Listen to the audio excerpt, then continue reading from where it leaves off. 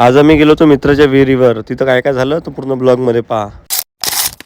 आजच्या दिवसाची सुरुवात झाली होती बोरगा मंजू या गावात. कारण भावांनो, या गावात आपला खास मित्र तो म्हणजे श्रेयस पाटील. गावात येता बरोबर भाऊन आपल्याला खाऊ पिऊ घालून आपली एक नंबर सोय केली. आपल्या पाटील साहेबाच्या घराचं काम चालू आहे तर ते आजकाल बिझी राहतात, म्हणून विचार केला की आपणच आज यांना भेट देऊन यावं. अकोल्याच्या या कडकत्या उन्हात बाहेरून फिरून येऊन पंख्याच्या खाली येऊन बसल्यावर जो आनंद भेटते तो आनंद कुठंच नाही. घरात घंटाभर आराम केल्यानंतर आमचे श्रेयस भाऊ आम्हाला म्हणे की चला म्हणे तुम्हाला आमचं गाव दाखवतो म्हणे. तर मी म्हटलं की चला बा, पण पहिले तोंडाला बांधणं इज व्हेरी इम्पॉर्टंट. एवढा खतरनाक उन्हात जाव तरी कुठं, म्हणून आम्ही दुकानातून एक तेलाची बॉटल आणि एक मित्र गाडीवर बसून निघालो वावरात. आता तुम्ही म्हणसान की वावरात आहे तरी काय, पण भावांनो जे वावरात आहे ते कुठंच नाही. ते म्हणजे हे जबरदस्त विहीर कम स्विमिंग पूल. विहिरीवर येता बरोबर आमच्या पाटील साहेबांना काढले कपडे आणि कोणाचीच वाट न पाहता हे टाकली उडी. मग बदकासारखं पोहता पोहता आम्हाला म्हणे की तुम्ही या म्हणे लवकर विहिरीत. मग मी माझ्या चारांचं तोंड कॅमेराला दाखवून टाकली विहिरीत उडी. अरे वा, उडी तर एकदम बेंडकासारखीच होती गड्या. जसे इलेक्ट्रिकच्या तारावर पाखरं बसले राहतात तसे या विहिरीच्या तारावर लेकरं बसले होते गड्या. मग झाली भाऊ आमची उडी मारायची इंटरनॅशनल लेवलची कॉम्पिटिशन. मग कोणी वानरासारखं, कोणी बदकासारखं, तर कोणी मासुईसारखं झपाझप उड्या मारून आलते. उड्या मारायचा सामूहिक कार्यक्रम आटपून आम्ही आपापले कपडे घालून आम्ही डबल मासुई पासून माणूस बनलो. मग घरी जायच्या अगोदर आमचे श्रेयस भाऊ म्हणे चला म्हणे तुम्हाला कधी खाऊ घालतो म्हणे. कोणी आपल्याला एवढं कधी प्रेमानं विचारलं तर आपण कधी त्याला नाही म्हणत. म्हणून पहिले फुकट पाकट नूडल्स मंचुरियन खाऊन मग एक एक ग्लास लस्सीचा पिऊन घेतला. आणि सरती शेवटी देवाजवळ एवढीच मागणी आहे की असा मित्र प्रत्येकाला भेटू. चला तर भेटू पुढचा ब्लॉग मध्ये. तोपर्यंत सर्वांना टाटा.